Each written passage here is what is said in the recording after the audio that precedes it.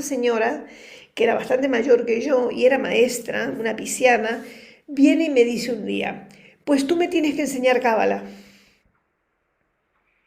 Y yo le digo, pero es que yo no sé. No, no, no, no, me tienes que enseñar porque la única persona que yo conozco que realmente la puede entender y nos puede enseñar eres tú.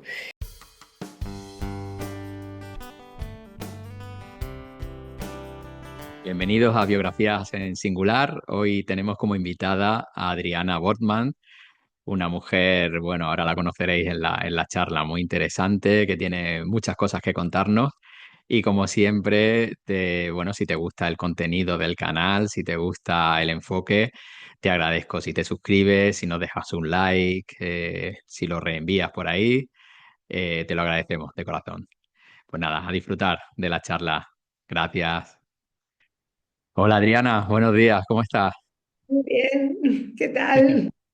Muy bien, agradecerte, pues bueno, que te hayas prestado a la invitación, a la propuesta tan amablemente. Bueno, quien en realidad se agradece soy yo, porque la invitación, vamos, pues un privilegio, ¿no? Ya me contarás a ver qué sale de esto. Bueno, pues para nuestra audiencia, hoy estamos en el episodio ya número 29 de Biografías en Singular y tenemos como invitada a Adriana Wortmann. Es, bueno, una mujer que ha hecho su carrera a lo largo de su vida gracias también a la astrología, a sus inquietudes, su investigación y búsqueda personal. También es maestra de Cábala. Bueno, ya nos irá contando. Vamos a ir viendo en el recorrido que hacemos habitualmente con la invitada, pues ir descubriendo, ir conociendo a Adriana, cómo va dando sus pasos biográficos a lo largo de los septenios de su vida y vamos viendo cómo se va desplegando este ser que tenemos hoy aquí como invitada. Bueno, muchas gracias. Bueno, ¿qué te voy a contar? Lo primero es que yo soy hija de familia de pura, de la más pura tradición judía. Mi Ujú. papá era inmigrante, fue inmigrante de Polonia a Argentina, mi madre fue hija de inmigrantes ruso y rumano a Argentina, y bueno, yo digo que nací allí por casualidad, porque soy hija de europeos más bien orientales, ¿no? Y bueno, he sido educada en la más pura tradición judía. De hecho, mi abuelo llegó a ser una persona importantísima en el templo de su barrio. Un bisabuelo era considerado una especie de señor sabio que toda la comunidad le iba a consultar. Y yo he mamado todo eso. Y aparte, al ser educada en la más pura tradición hebrea, he asistido a toda la formación de escuela judía Ujú. que de alguna manera me ha dado lo que yo siempre digo como una idiosincrasia, ¿no? Una manera de pensar.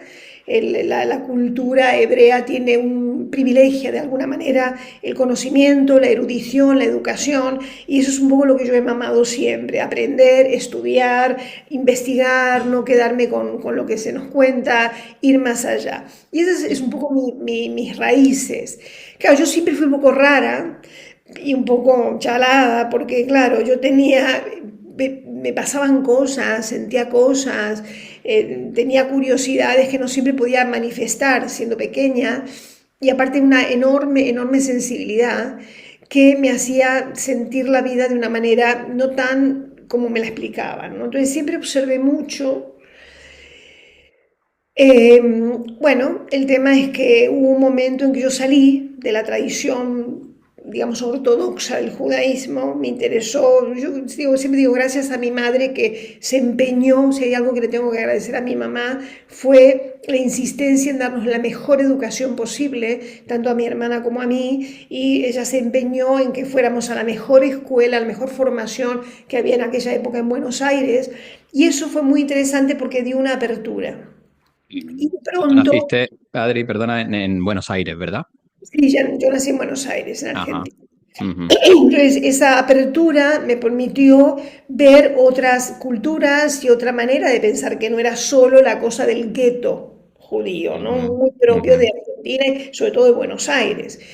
Entonces, bueno, eso hizo que yo en un momento en la adolescencia me rebelase, saliese, pero la vida me ha llevado de una manera casi, digamos, accidental, entre comillas.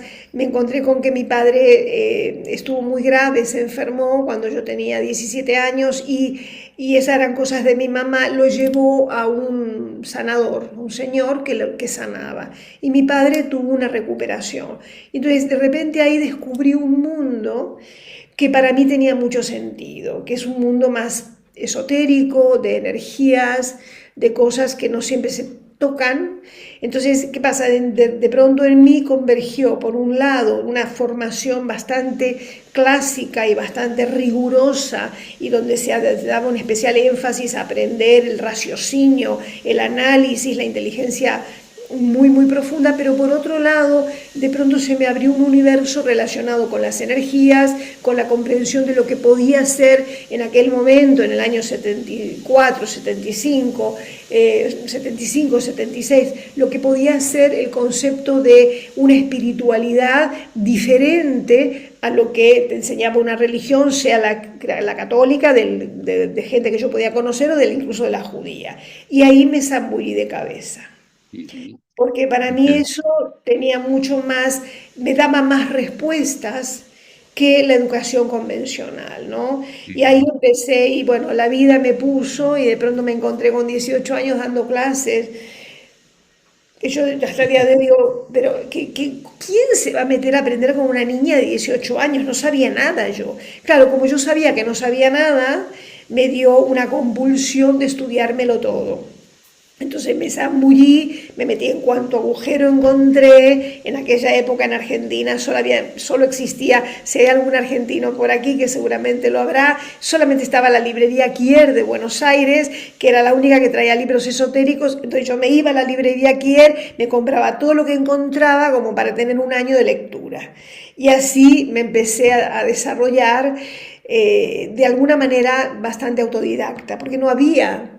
Incluso Ujú. lo que es la Kabbalah era críptico, o sea, era una cosa totalmente confidencial. Y bueno, muy, muy jovencita me encontré dando clases. Tampoco viene al caso la manera, ¿no? Pero es como que la vida me puso ahí, me dio un patadón en el trasero, me dijo, tú vas a hacer esto.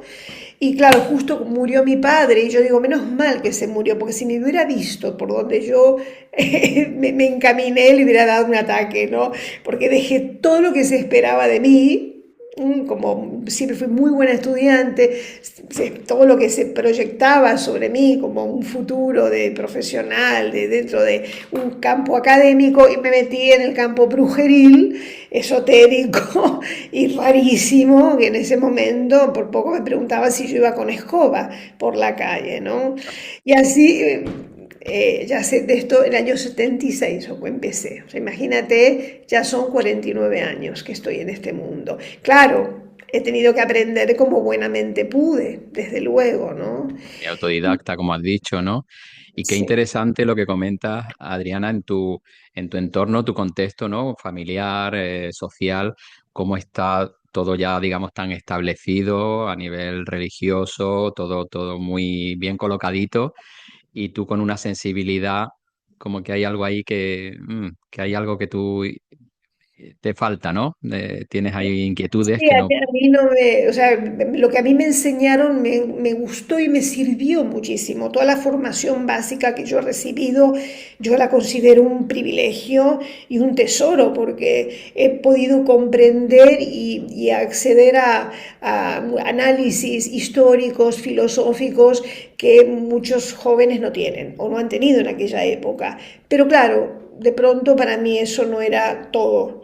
Y sobre todo yo sí, siempre fui tremendamente rebelde, pero tremendamente rebelde y como, bueno, como lo digo a veces en las clases, no, I'm against it, o sea, estaba en contra, por las dudas no creía en nada. Yo soy básicamente escéptica porque tengo una mente muy científica, o sea, escéptica o agnóstica, vamos a decir. Entonces digo, bueno, vamos a ver.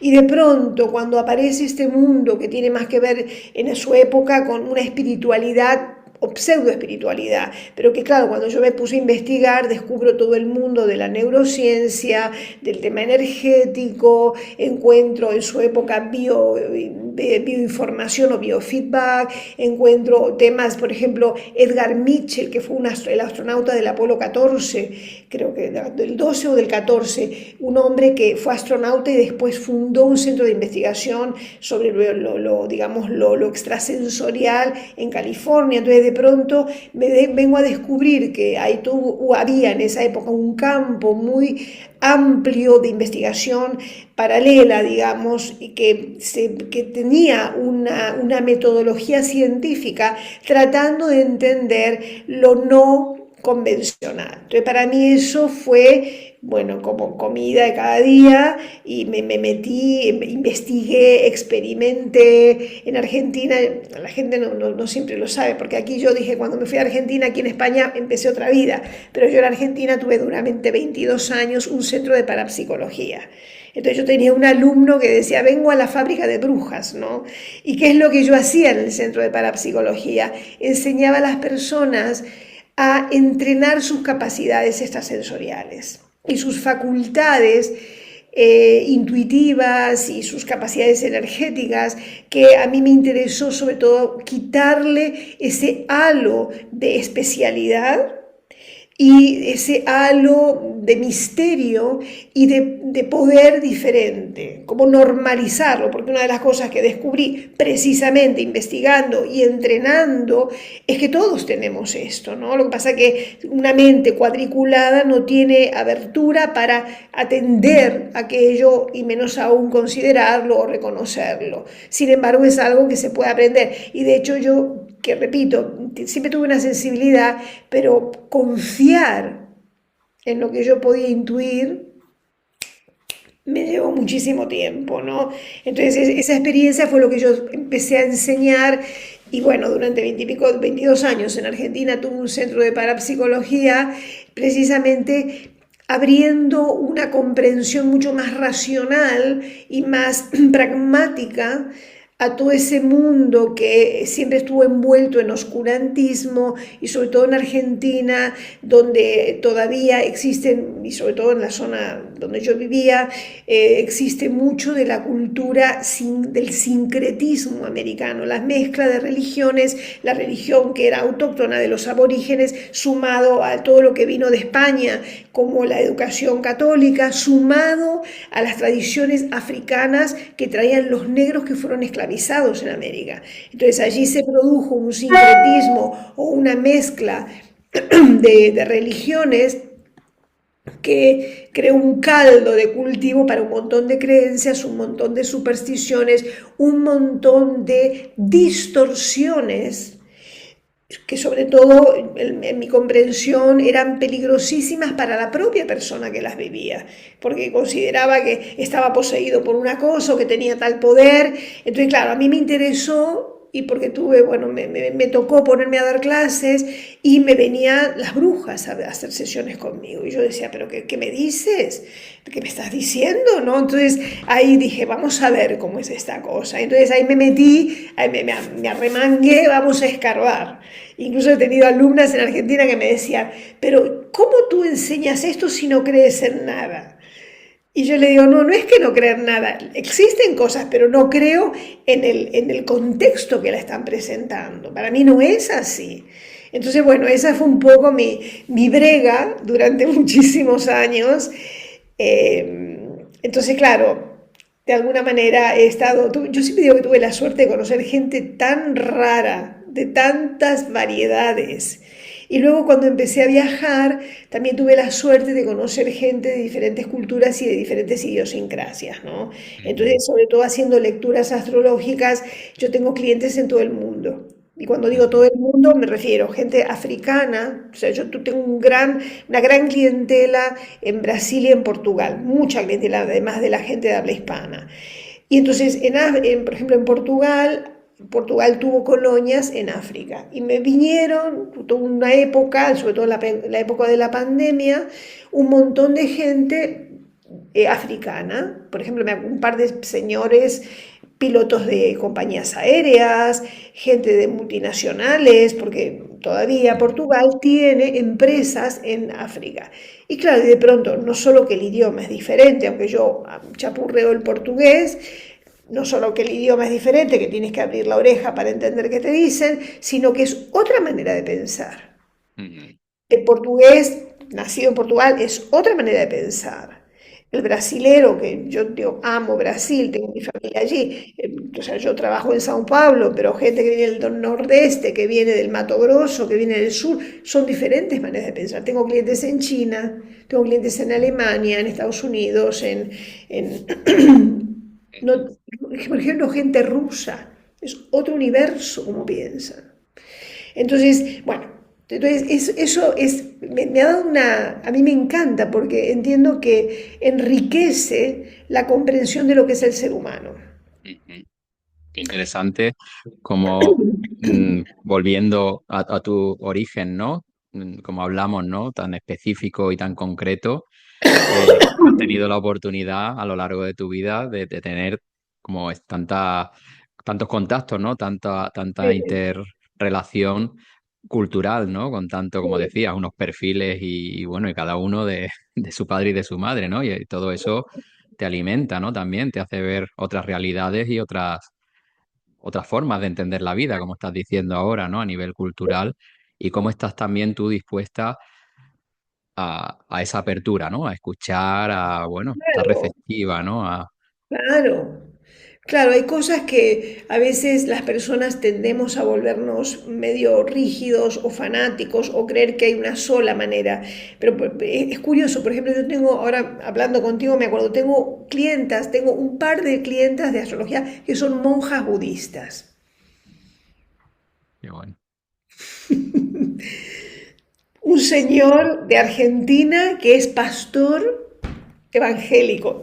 Él se hizo la sesión a escondidas porque me dice que nadie lo puede saber, porque dentro de la creencia para algunas personas es perverso esto, ¿no? Entonces es muy interesante porque de pronto entiendes a las personas y lo que te decía al principio, ¿no? Me interesó tu propuesta porque a ti te interesa, o por lo menos lo que me has comentado es la persona más allá del personaje, ¿no?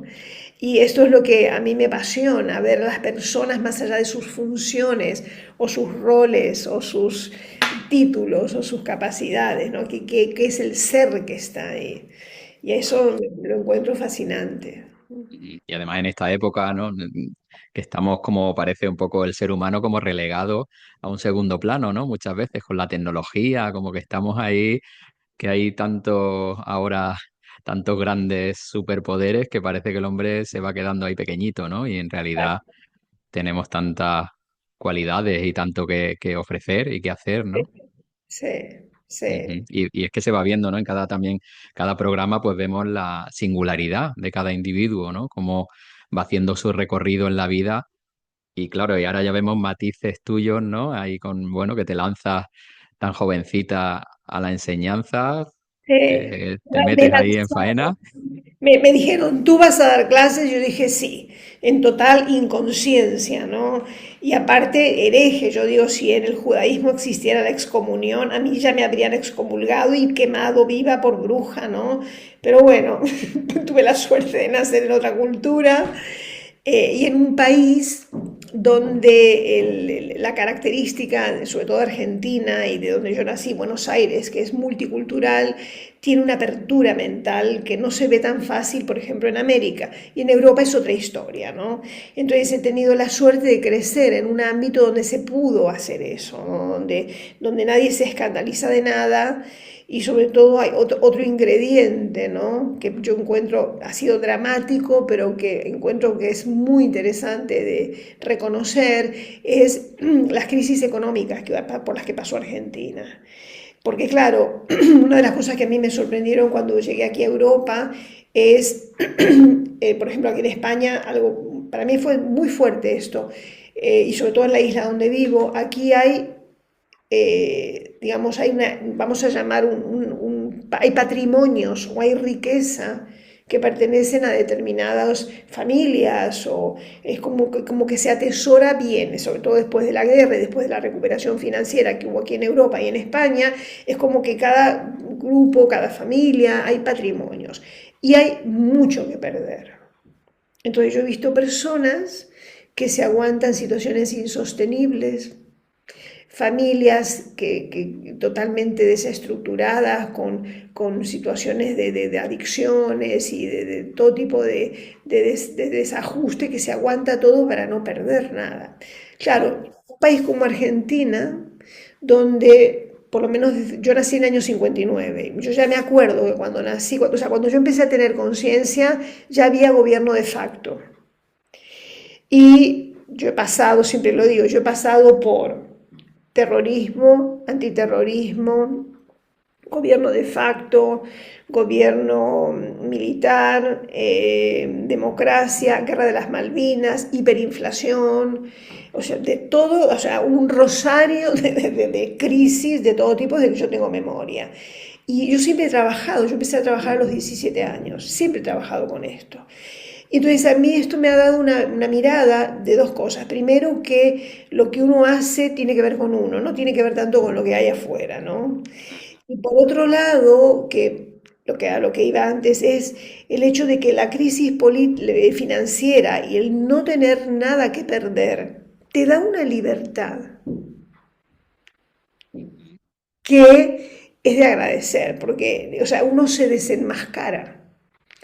Entonces, el crecer en un país de alguna manera, con todas las crisis que ha pasado el nuestro, en mi país, y que sobre todo las últimas décadas, ha sido digamos, un laboratorio fenomenal, porque claro, mientras hay dinero, mientras hay recursos, mientras hay cosas que sostener, la gente aguanta muchísimo, pero situaciones donde ya no hay más nada, donde familias se tienen que volver a vivir con los padres o con los abuelos, donde se pierden empresas, donde lo que había, el patrimonio se desapareció o queda confinado en el banco y nadie lo puede sacar, de pronto ahí te enfrentas y te confrontas contigo mismo, ¿no?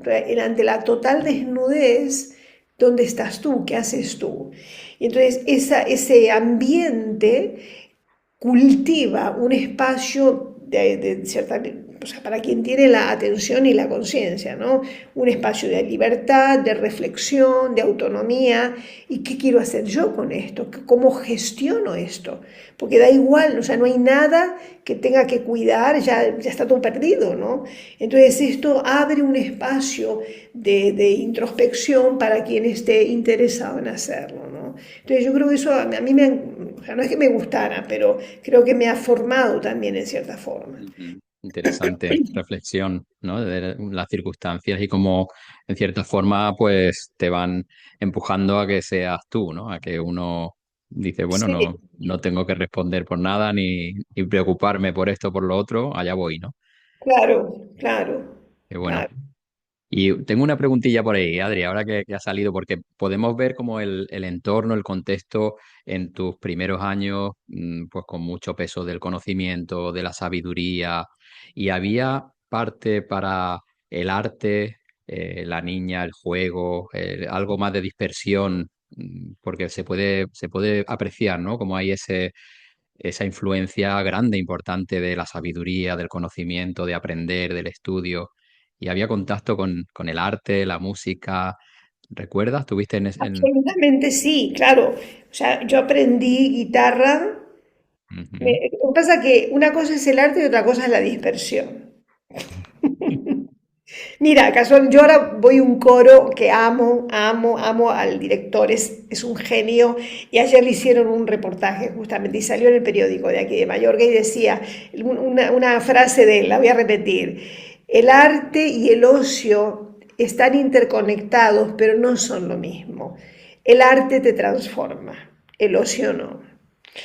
Y me Oh, pareció súper inteligente la frase. Entonces, claro, esa cosa de mi mamá, de intentar que sus hijas, yo tengo solo una hermana que es un poco menor que yo, que sus hijas se cultivasen, se formasen, eso fue el gran tema de mi madre con respecto a nosotras, independientemente de los caracteres, pero hay algo que es lo que mi madre nos legó, es la educación, ¿no? Y esa preocupación de mi mamá por el estudio hizo que, yo creo que, si mal no recuerdo, cuando yo tenía 5 o 6 años me pusieran una melódica en la boca. Además, en la escuela hebrea donde yo iba, que era el Sholem Aleichem, que era la escuela Sholem Aleichem, Esto es un clásico, mucha gente que de Argentina lo va a conocer. El arte es parte de la cultura hebrea. Entonces, nunca me voy a olvidar, estaba el profesor Berliner, el Max Berliner, que era el profesor de teatro, que fue una eminencia, que vivió hasta los 100 años, creo, y que sale en muchas películas de argentinas. Él era inmigrante, escapado de la guerra, creo que era polaco, y él era nuestro profesor de teatro. Luego tenía la profesora de música, siempre se cantaba, siempre se actuaba, y yo me metía en todo, siempre estaba metida en el medio. Entonces muy pronto se descubrió que yo tenía aptitudes para la música, así que me pusieron una melódica, y mi hermana, que estaba siempre un poco rezagada, mi hermana dice, no, no, yo quiero una guitarra. Ella, le compraron una guitarra a mi hermana, y resulta que yo me di cuenta que cogí la guitarra y me puse con mi hermana, así que nos metieron a las dos a estudiar guitarra. Entonces, claro, estudiamos las dos la carrera de guitarra. Y yo con 17, 16 años era profesora de teoría, solfeo y guitarra. Wow. Entonces, ¿eso es dispersión? Pues no. Había que estudiar, había que puntear, había que meterme a los libritos.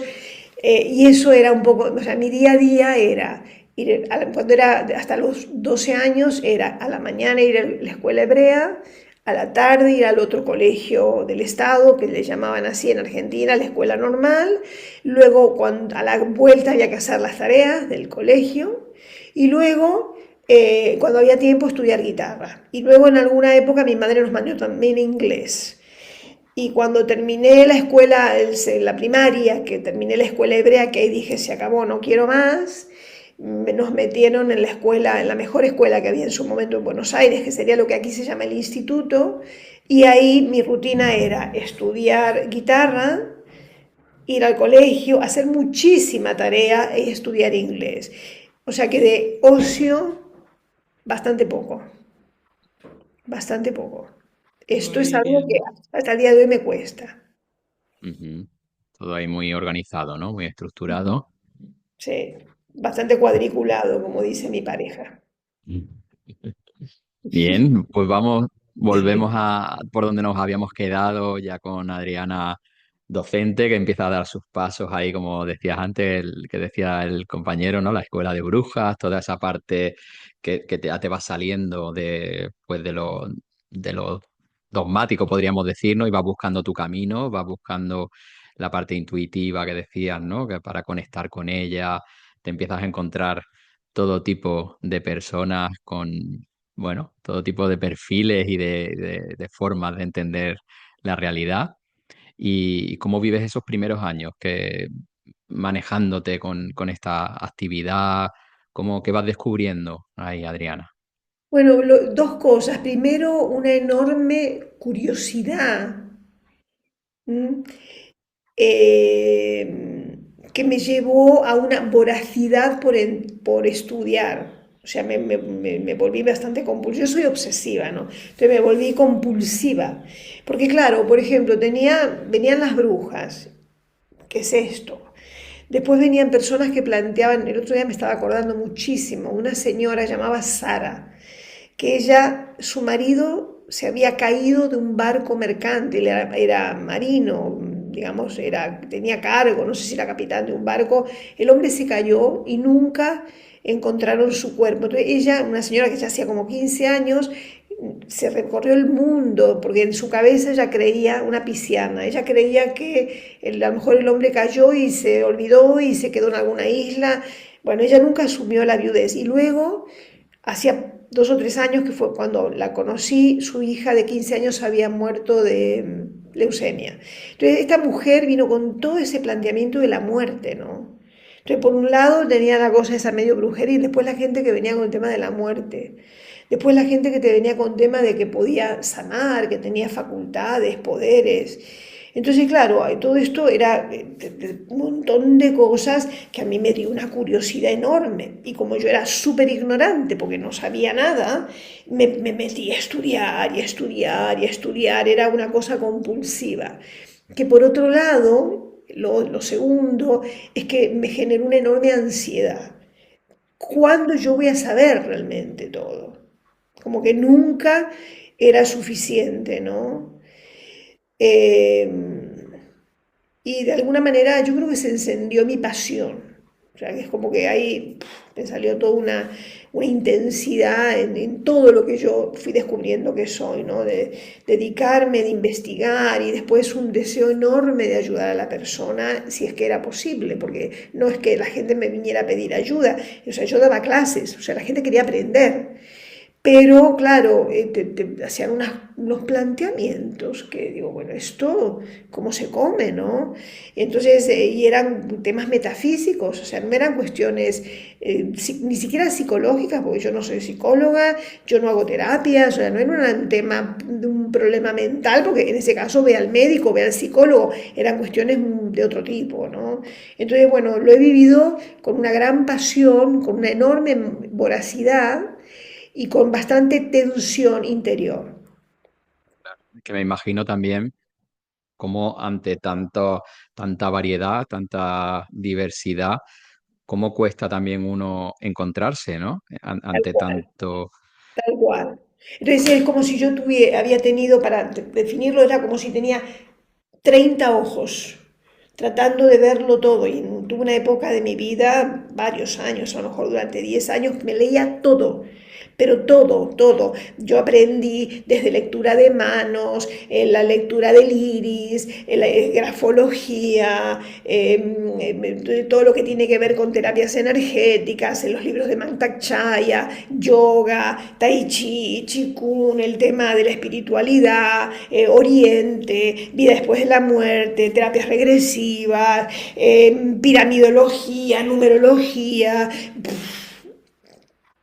Me dejaste nada para otra vida, Todos los Adrián. agujeros que metí. Y entonces, claro, llegó un momento que peté, o sea, sumado a temas personales, o sea, una gran mega crisis, y ahí dije, bueno, tengo que hacer un cambio. Ahí fue cuando decidí venirme a Europa, y cuando vine aquí dije, no, voy a hacer solo lo que me gusta.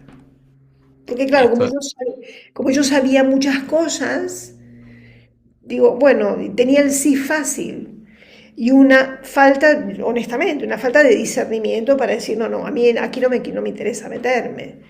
Entonces yo lo hacía como una especie de automatismo, porque al empezar tan jovencita es como que no tienes suficiente conciencia para discernir qué es lo que realmente quieres hacer, lo que no, es como que se me daba bien. ujú, Dije, bueno, hay cosas que no. claro, vamos, no hay que olvidar tampoco que eres muy joven ahí también, Claro, claro. Es que... claro. ¿Y de qué edad hablamos entonces, Adriana, Yo empecé cuando con decides 17, yo empecé con 17 años a trabajar. hacer ese gran cambio y Bueno, cambiar de venirte? yo me vine a Europa en el año 2000, recién cumplidos los 40. Entonces estuve 23 años en una especie en realidad, o sea, yo empecé con 17 y en el 97 empecé con los problemas grandes personales, que me terminé separando, y ahí fue un momento donde me di cuenta que yo ya no podía aprender más nada, como que la cabeza la tenía llena de cosas, no me entraba más nada. Y a partir de ahí paré digamos, de tratar de llenar la cabeza de información. Y entonces al final me dejé todo, o sea, cerré todo en Argentina y cuando me vine para España dije, no, no, yo aquí voy a hacer lo que yo quiero y lo que a mí me gusta. Por eso opté solo por la astrología y por la Kabbalah, porque la astrología, de todo lo que investigué, es lo que más me ha llenado, encontré que era lo más completo. Por lo menos para mí, ¿no? A mi manera de ser era lo que más respuestas me daba. Y la Kabbalah como una cosmogonía, ¿no? Entonces, bueno, dije, esto será esto y ya está. Y llegó un momento que dije, tengo que escribir todo lo que tengo en la cabeza, porque es como que me explotaba la cabeza. Así fue mi experiencia, ¿no? Entonces, ¿Y puedes contarnos un poquito cómo empiezas en la astrología, cómo descubres la Kabbalah también, un poco así como cómo se te presentan en la vida o bueno, mira, lo de cómo la llegas a astrología ello? se lo debo también a mi madre, porque mi madre, que era bastante sencilla en algunos conceptos, es decir, ella hubiera querido estudiar y no pudo. Entonces, por eso se empeñó en que tanto mi hermana como yo estudiásemos, ¿no? Pero su manera de pensar era bastante sencilla. Una persona hizo la escuela primaria, luego no pudo estudiar, bueno, esa señora de otras épocas, ¿no? Entonces ella en su sencillez siempre buscó solucionar sus problemas. Y yo me acuerdo que siendo muy pequeña en casa, mi mamá compraba un librito que eran los pronósticos astrológicos de un señor que se hacía llamar Orangel en Argentina, que en realidad Orangel era el nombre de él, Horacio, y Ángela era su mujer, que era la verdadera astróloga, pero él era el que sacaba la cara, él tenía un programa de televisión, era un señor que dentro de la rareza de aquella época, te hablo de los años 60 y pico, 70, era bastante serio, ¿no? Y entonces yo veía que mi madre compraba ese libro y que mi mamá creía muchísimo en eso. Y a mí me parecía, dentro de mi cosa, yo decía, ¿cómo vas a creer en esto? O sea, yo tendría a lo mejor 7, 8 años. ¿Cómo crees en esto? Pero una de las cosas que tiene que ver con mi naturaleza energética y que es lo que ha facilitado esa sensibilidad que yo tengo, es lo que se llama una porosidad astral. O sea, yo tengo muy abierta el aura. Eso que hace que capte un montón de cosas. Y eso no es una delicia, te lo prometo.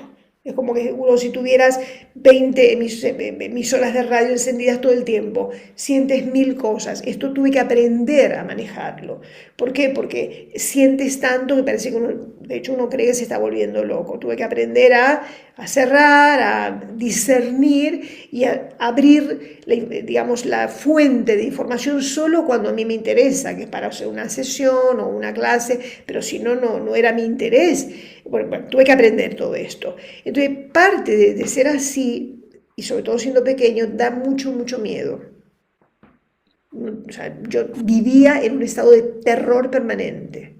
De hecho, mi mamá me llevó un día, yo creo que tenía 6 7 años, mi madre me llevó al psicólogo, porque yo vivía con miedo, tenía miedo de dormir con la luz apagada, esas cosas, y me hicieron allí, era en la Facultad de Medicina de Buenos Aires, se acababa de abrir el gabinete de psicología infantil del doctor Escardó. Era una cosa de vanguardia en ese momento. Y mi mamá me llevó ahí para que me vieran a ver qué me pasaba. Y ahí le dijeron, mire, su hija está perfecta, no tiene nada. La que tiene más problemas es su otra hija, le dijeron. Y nada, no, o sea, yo psicológicamente estaba bien. Pero yo tenía miedo. Entonces yo tenía miedo que pase algo y que hubieran discusiones. Entonces yo un día me descubro, me acuerdo que yo le robaba a mi mamá esos libritos de Orangel y yo leía a ver qué estaba pronosticado para mi signo, para el signo de mi mamá, para el signo de mi papá, sobre todo. Yo tenía mucho miedo que ellos discutieran. Y claro, yo decía, pero esto no puede ser verdad.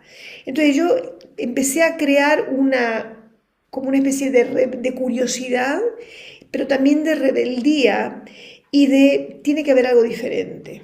Esto no puede ser así. Entonces, claro, con 13 14 años empecé a comprar libros y ahí empecé a estudiar. Digo, no, claro, hay otra historia. Esto no es lo que te dice un horóscopo en la radio o en el librito anual. Y entonces ahí descubrí que hay una carta natal. Y así fue como empezó la astrología. Qué bueno.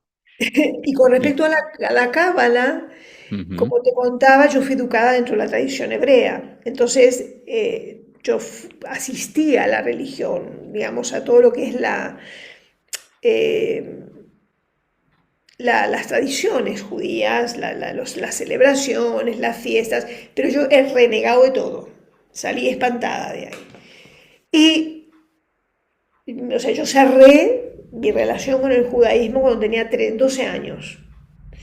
Y resulta que tenía 30 o 28, 30, no sé si era para un primer retorno de Saturno, a lo mejor tenía 29, 30, viene una señora que estudiaba conmigo ya, ya nunca me voy a olvidar su nombre, Marta Bordón, y esta señora, que era bastante mayor que yo y era maestra, una pisciana, viene y me dice un día, pues tú me tienes que enseñar cábala.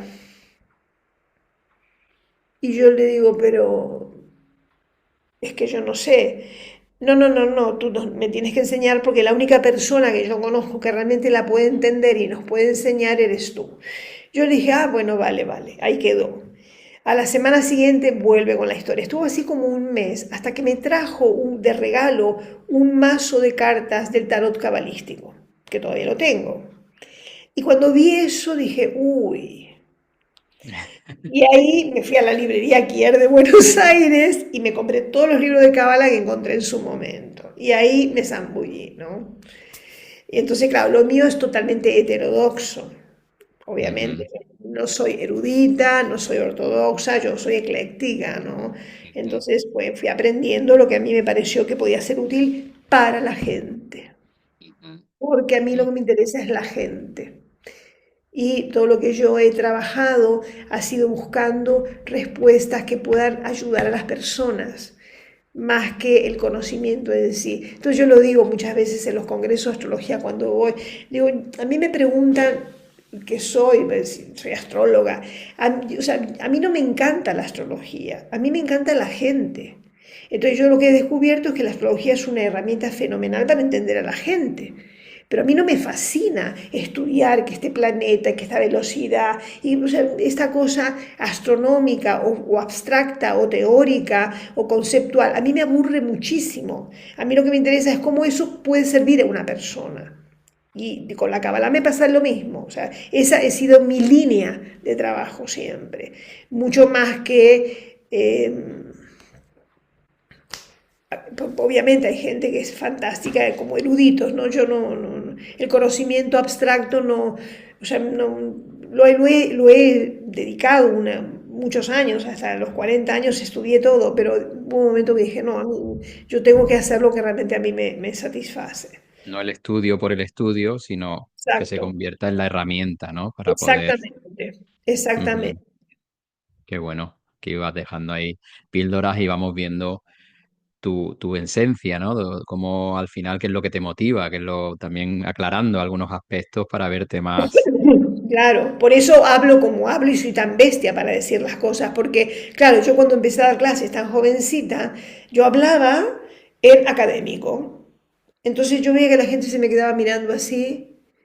Incluso alguna vez alguien, una gran amiga me decía, tú hablas y la información se queda aquí arriba. Y era verdad, claro, yo hablaba y la cosa quedaba aquí. Entonces, con el tiempo dije, a ver, lo voy a explicar de otra manera. Y entonces yo decía, lo voy a traducir a reo básico. Entonces lo explicaba de otra manera. Ah, claro, entonces ahí la gente me entendía.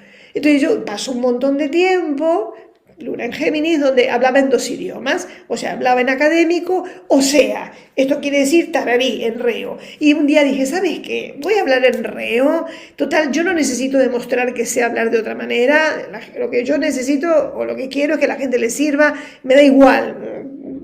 Entonces hablo como hablo precisamente por eso, porque ¿para qué me voy a regodear en discursos digamos, con un lenguaje que muchísima gente no entiende? Entonces, bueno, por eso surge esta cosa rara que, que a Doy veces... fe que, bueno, como alumno también de tus clases, también como que es parte, es tu sello, ¿no? Esa autenticidad y esa naturalidad, tratando a veces, pues, bueno, a veces no, con temas profundos y temas que traen, que tienen mucha consistencia y mucha sustancia, pero de una forma, pues, totalmente coloquial y que se agradece, ¿no? Haces ahí una unión de sabiduría con una traducción para todos los públicos y Claro, una forma también muy, muy simpática, ¿no? También que es tu parte de ti, ¿no? claro. Sí, yo no sé si es simpática, porque a veces soy un poco bestia y no todo el mundo le gusta, pero bueno. Auténtica.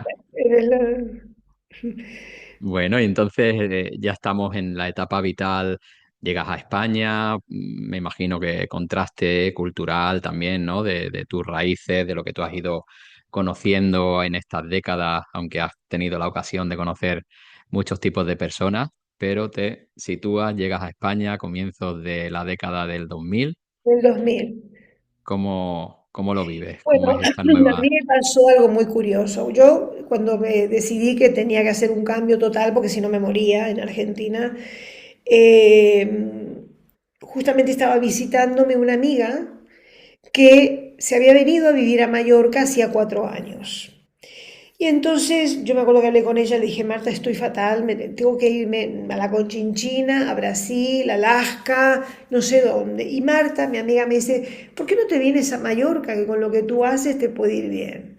Entonces me vine a Mallorca y vine a visitarla a ella y me recorrí la isla prácticamente a pie, sola. Estuve 10 días recorriendo la isla, sintiéndola. Y llegué a, no sé si tú conoces Mallorca, pero bueno, existe aquí la Cartuja, que es un convento de los monjes cartujos que está en el pueblecito de Valdemosa, donde está la cosa romántica que estuvo Chopin con George Sand. Bueno, es bellísimo. Hay un laberinto y yo me acuerdo que me paré en el centro del laberinto y dije, sí, este es mi lugar. Y decidí que me venía no, me volví, o sea, vine en septiembre, en octubre decidí que me venía, entre octubre, noviembre y diciembre vendí todo, que todo es mucha cosa que tenía allí, que no regalé, liquidé todo, cerré todo y me marché. Y cuando yo llego aquí, una de las sensaciones más fuertes que yo tengo es que había vuelto a casa. Para mí fue, estoy en casa. Y de hecho, hasta el día de hoy me pasa. Mira que viajo bastante y cada vez que el avión está aterrizando, me da una emoción de volver a mi casa, ¿no? Aquí se llama esa roqueta, la roquita, porque la isla es como una roca, y entonces es la manera cariñosa que se le llama aquí, y para mí es mi casa. Entonces, no, el contraste fue, por ejemplo, una de las cosas graciosas, ¿no? Claro, yo vine, llegué aquí creo que fue el 2 de abril del año 2000, 2 o 3 de abril por ahí. Y yo había estado el año anterior viendo la isla. Alguien me dice, ¿por qué no vas en tal sitio que ahí te podrán dar lugar para trabajar? Porque el tema era que yo quería venir a trabajar aquí y a ver si me podía instalar. Entonces fui a este sitio que era una librería que había, ahora ya no está más, me presento. Le digo al chico, bueno, quiero venir, esto fue en el mes de septiembre anterior, y me dice, bueno, cuando tú estés por aquí, ven que te daré lugar para que trabajes. O sea, en principio me dijeron que sí, me abrieron las puertas. Cuando yo vuelvo en abril, eh, me presento y el chico, Tony se llama, me dice, te estamos esperando hace un montón de tiempo, ¿por qué tardaste tanto? O sea, me recibió de esa manera. Entonces yo llego en el mes de abril y le digo, bueno, estoy lista, quiero empezar a trabajar, quiero dar unas charlas, quiero empezar un curso. Claro, ten en cuenta que en Argentina, que es hemisferio sur, las clases comienzan en marzo. Entonces para mí abril era un mes bastante apropiado para empezar un curso. Mm. Y él me dice, bueno, no te olvides que estamos en el hemisferio norte, estamos en la isla de la Calma, aquí las clases empezarán recién en septiembre. Yo lo miro y le digo, no, yo ¿qué septiembre? Yo quiero empezar ahora. Yo quiero dar unas charlas y quiero hacer algún taller, alguna cosa. Y me acuerdo que Tony me miró y me dijo, bueno, haz lo que quieras, así. Yo organicé una charla, me acuerdo que en su época me conseguí una bicicleta, me recorría Palma en bicicleta poniendo cartelitos de la charla que yo iba a dar. La charla la di a las 2 semanas, creo que vinieron como 30 personas. Al mes yo estaba dando el primer curso, nunca dejé de trabajar. Me acuerdo que Tony me miraba, claro, no entendían nada, porque yo venía con toda la energía, y con toda la velocidad y con toda la cosa. Y entonces, para mí ha sido mágico, ¿no? Y siempre estaré agradecida porque a mí me abrieron las puertas, me dio la llave del lugar, me decías lo que quieras. O sea, confiaron en mí, me dieron esa libertad y me dejaron hacer a mi ritmo, totalmente diferente de lo que era aquí, lo tradicional. Entonces, en esos primeros grupos que tuve, que fue en el mes de mayo del año 2000, hace ya 25 años, de acuerdo, por ejemplo, tuve a Tony, que todavía es amiguísimo nuestro, o sea, gente que conocí en ese momento que seguimos vinculados. Y entonces me acuerdo que al terminar el taller, yo, digamos, bueno, hicimos una especie de danza o algo así. Digo, bueno, ahora nos vamos a abrazar, vamos a, qué sé yo. Y de repente la gente así dura, parecían estacas. Y yo le digo, joder, que son momias, no se saben abrazar.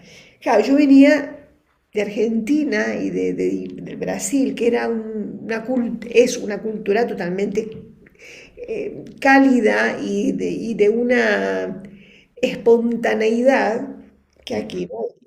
Entonces, claro, la cultura mallorquina siempre se dice que es cerrada. No es que sea cerrada, lo que pasa es que la tradición de la gente que nació aquí en la isla y de la historia de Mallorca es que, y de cualquier isla en general, son los intentos de invasión.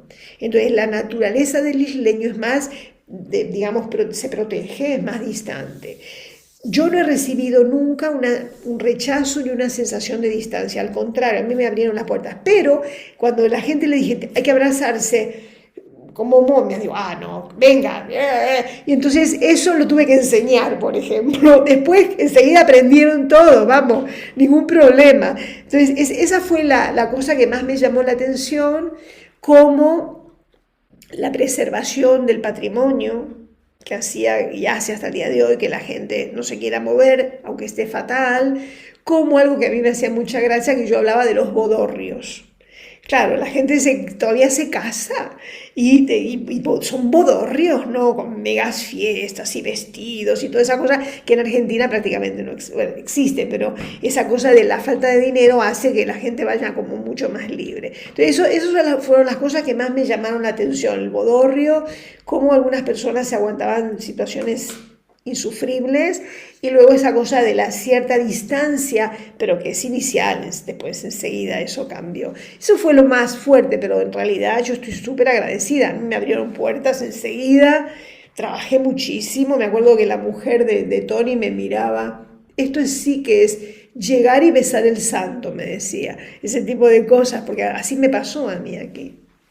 Vienes con todo ese empuje y esa fuerza, ¿no? Que vienes, que traes de tu propia actividad en Claro, Argentina. claro. Y, y claro, me imagino en esta época todavía todo presencial, todavía las redes no están como a Obviamente. día de hoy, No, todo. era todo presencial, solo con gente que vivía en la isla.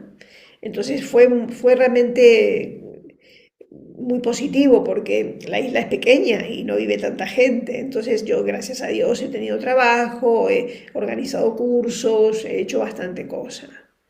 Sí, sí, Bueno, bastante bien. y entonces, bueno, ya con tu trayectoria ya afinada, como habías dicho en el paso anterior, que ya te especializas, muy interesante lo que comentabas de esa porosidad también, ¿no? Y esa podríamos entender como sobredosis o como atracón de energía, de personalidades y cómo tienes que filtrar, especificar, concretar, ¿no? Y ya como que te especializas en Claro, claro. astrología y cábala.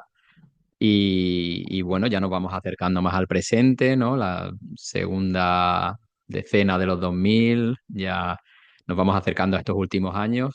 Entendemos que con tu actividad profesional funcionando, ya con un poco más de presencia, poco a poco, me imagino, de internet, de redes, la difusión que nos permite, ¿no? El poder llegar.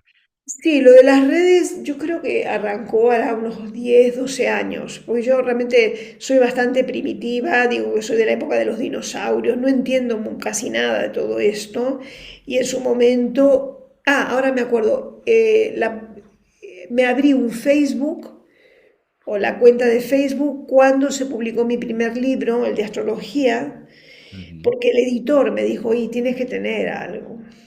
La gente tiene que saberlo. Entonces, eso fue, yo creo que hace 10 12 años. Ahora no recuerdo cuándo fue publicado el libro de astrología. Fue ahí que abrí la cuenta de Facebook. Ujú.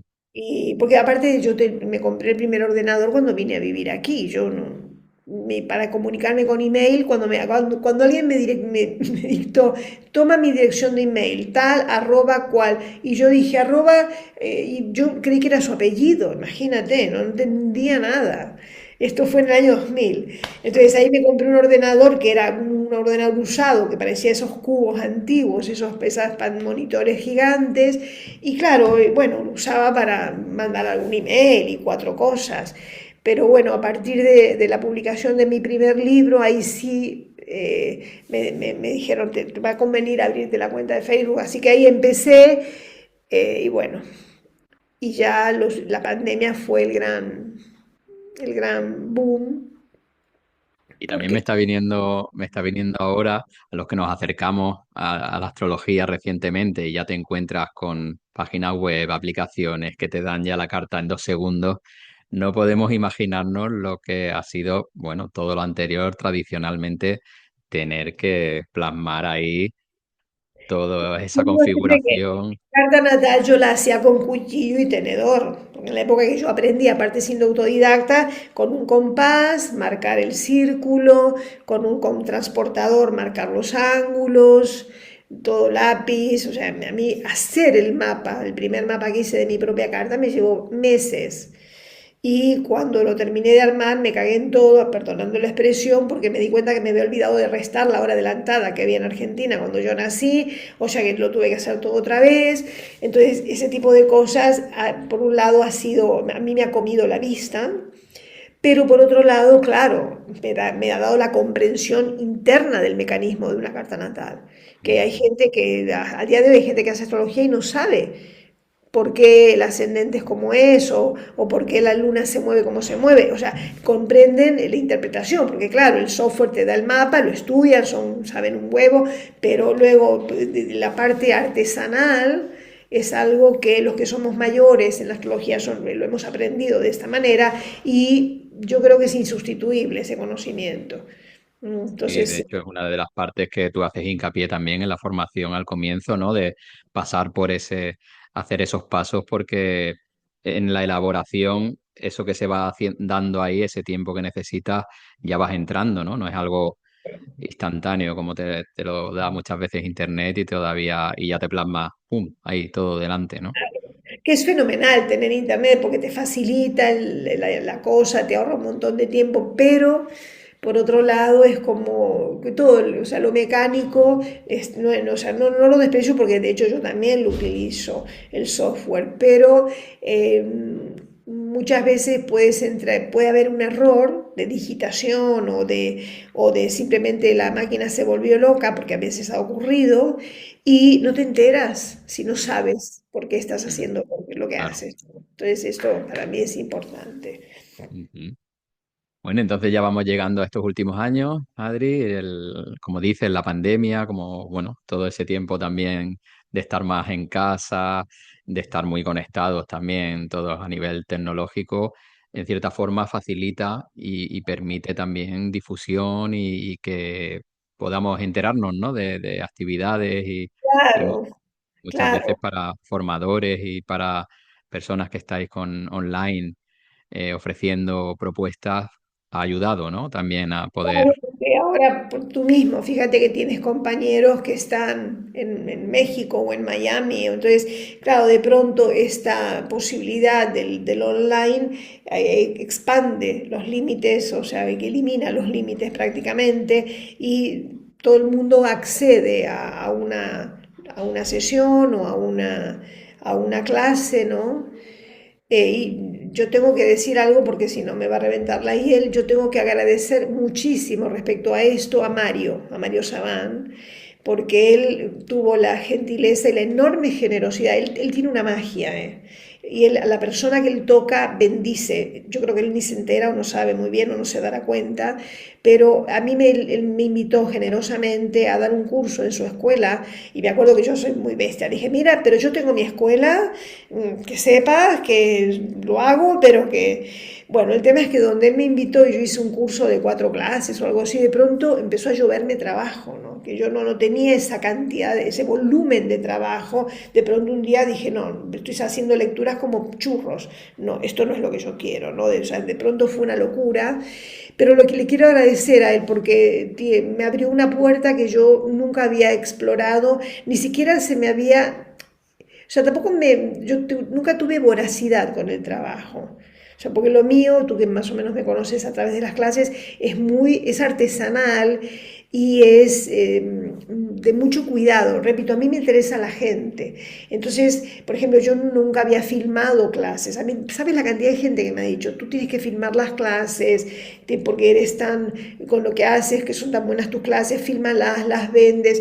Y bueno, hice solamente el primer nivel de astrología y no me quedé contenta, ¿no? A mí me gusta agarrar a la persona, masajearla, manosearla, sacudirla, aunque sea online, le cojo el ordenador, lo muevo. O sea, a mí me interesa la acción con la gente, ¿no? Entonces yo nunca me había planteado una expansión o que mis cursos queden para la posteridad. Dije, bueno, el día que me muera se morirá y que el que aprende que lo siga y ya está. No tengo esa cosa, tengo otros vicios, pero ese vicio, ese protagonismo ni esa vanidad no la tengo.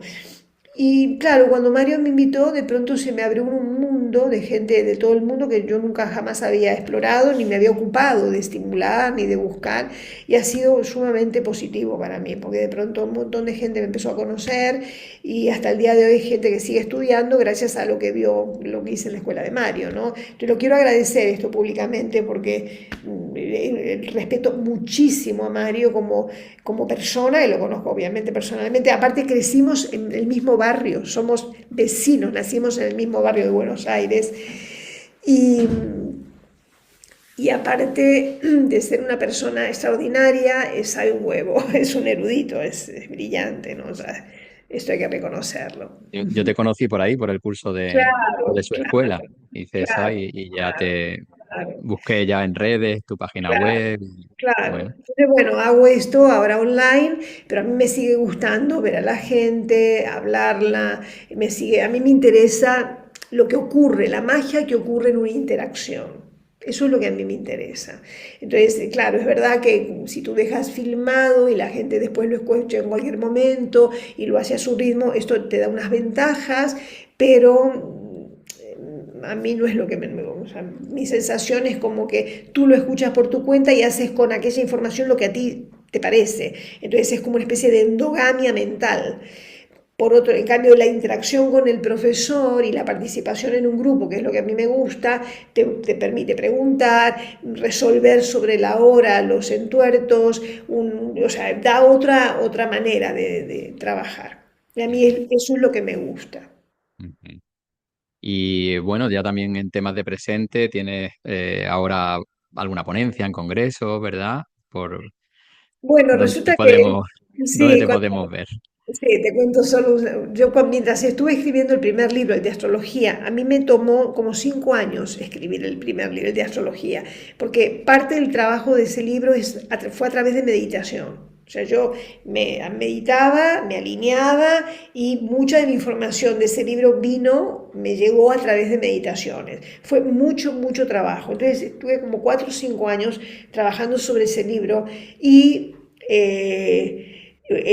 involucró un aislamiento. O sea, yo era trabajar y dedicarme a escribir, porque si no, no sé, como yo trabajaba todo el tiempo, he trabajado siempre, no es como un escritor que se va a una casa de campo y está allí inspirado hasta que termina el libro. Yo tenía que compaginarlo con el trabajo.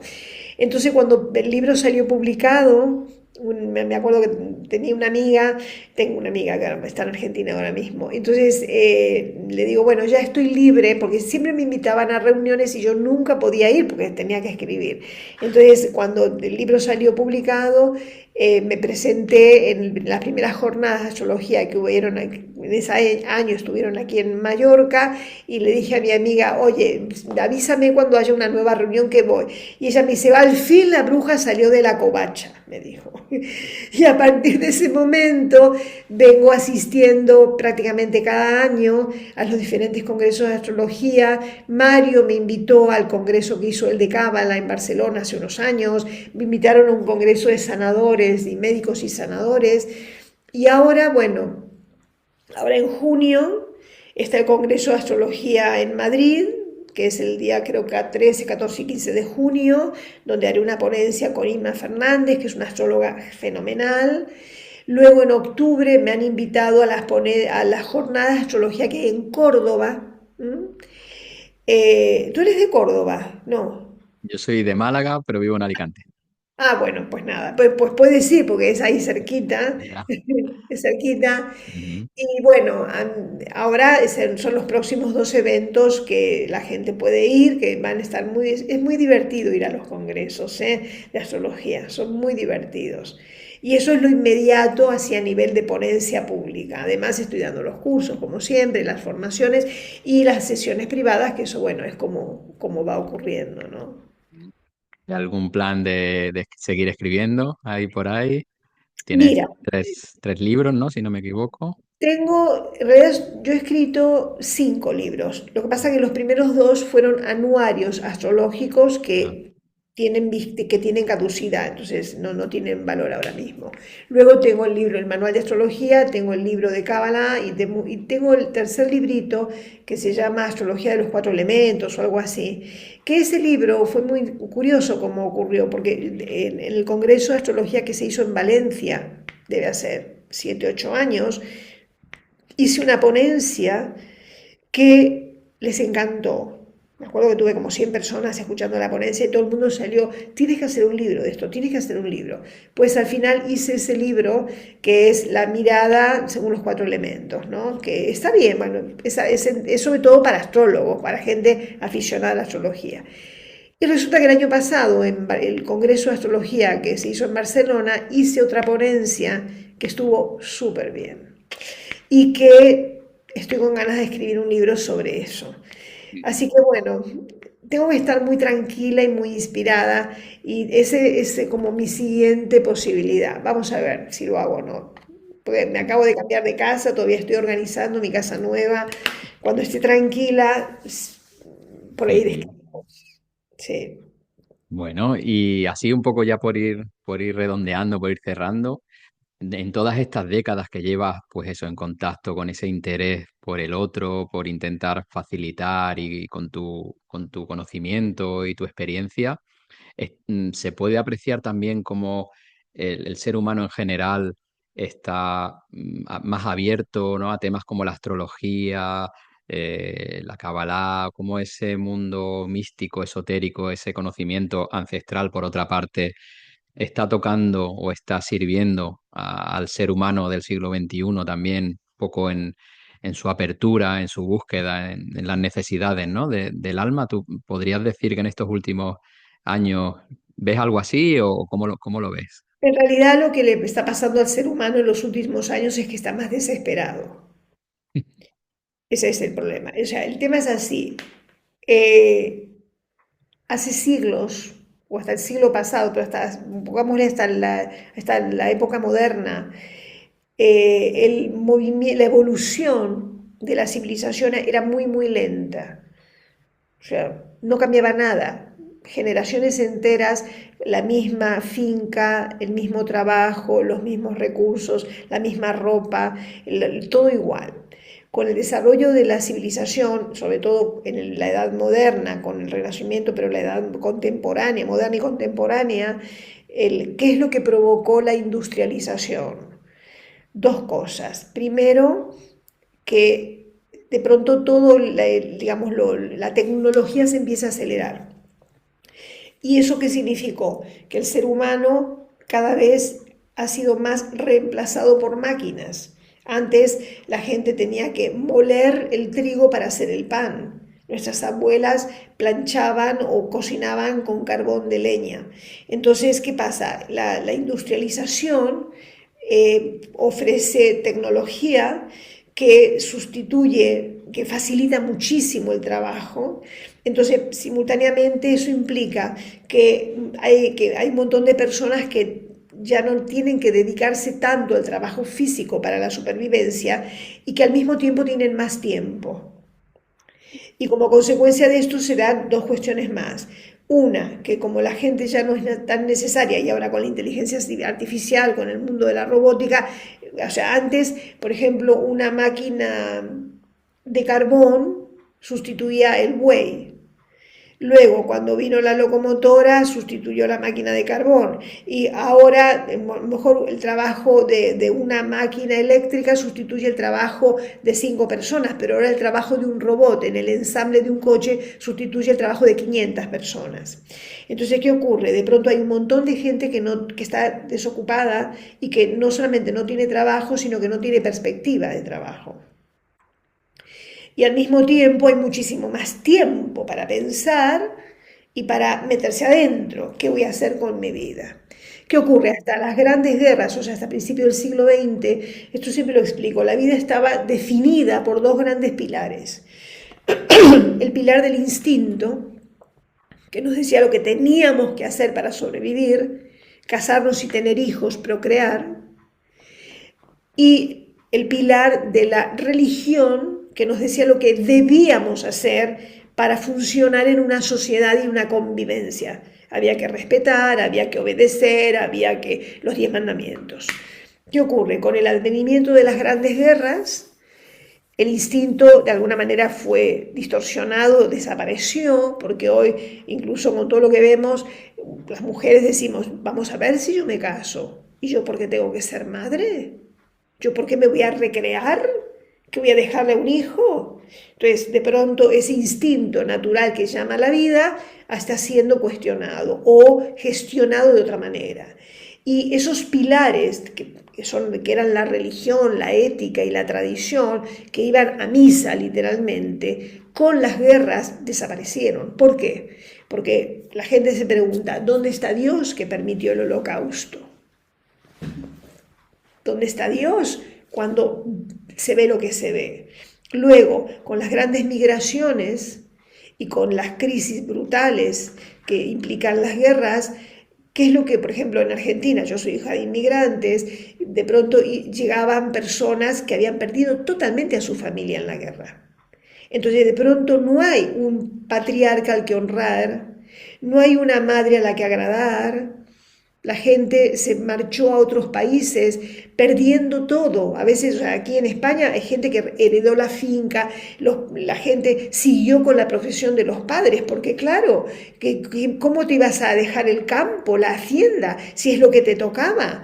Entonces, eso daba un camino. Pero de pronto con la guerra, la inmigración en Argentina, que está hecha, sobre todo, si el país está construido por inmigrantes, gente que a lo mejor aquí en Europa había sido profesor académico o había sido terratenientes, no, pero por lo general gente cultivada del arte o de algún oficio, llegaba a Argentina y a trabajar donde se podía, no había opciones a escoger, había que hacer lo que se podía. Entonces de pronto todo ese deber para honrar lo que te era marcado desapareció. Entonces todos esos pilares que parecían de encaminarnos en una dirección inequívoca han desaparecido. Y de pronto el ser humano se encuentra totalmente libre para hacer lo que quiere, cosa que es fenomenal si tú sabes qué quieres hacer.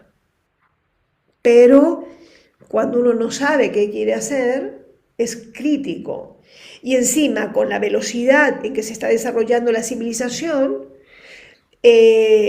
antes las generaciones cambiaban cada 20 años, luego cada 10 años, ahora cada 5 años. Entonces, simultáneamente al desarrollo tecnológico, existe una creciente incertidumbre.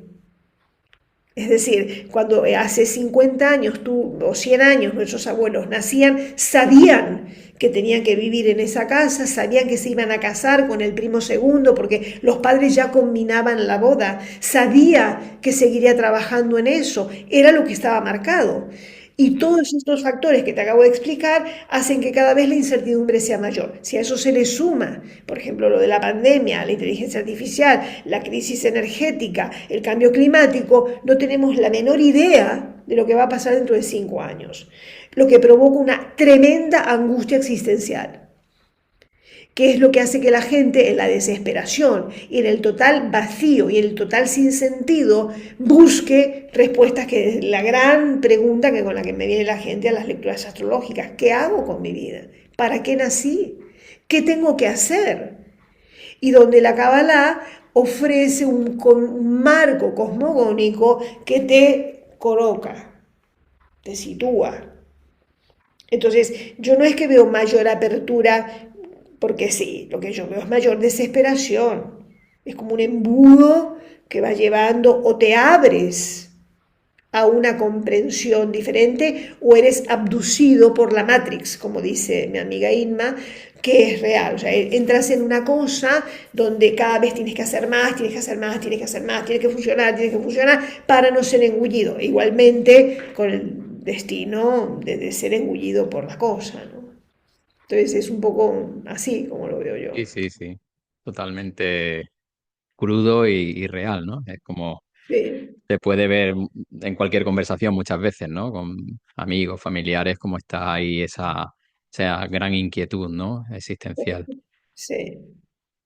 Muy bien, pues me ha encantado, Adriana. Muchas gracias por todo este recorrido que nos has hecho, que te hemos podido conocer un poquito más ahí con tus anécdotas, con tu también profundidad en los planteamientos y aspectos que nos has abierto también para Bueno, reflexión. espero que se resulte interesante para las personas y bueno, yo te agradezco muchísimo la invitación. Encuentro que tiene un valor esto de ver a la persona, insisto, para mí las personas son lo importante. Los personajes a veces son las circunstancias, ¿no? Y hay un riesgo enorme de quedarse atrapado en la imagen sin ver lo que hay atrás, en general, ¿no? Desde figuras de la política, del arte, y es como que uno se pierde lo profundo y la riqueza que puede tener a una persona y uno se queda con el juicio, ¿no? Uy, mira lo que hace. Entonces me encuentro muy válido el trabajo que estás haciendo. Muchas gracias. Muchas gracias a ti, Adriana. Gracias. Bueno, gracias querido.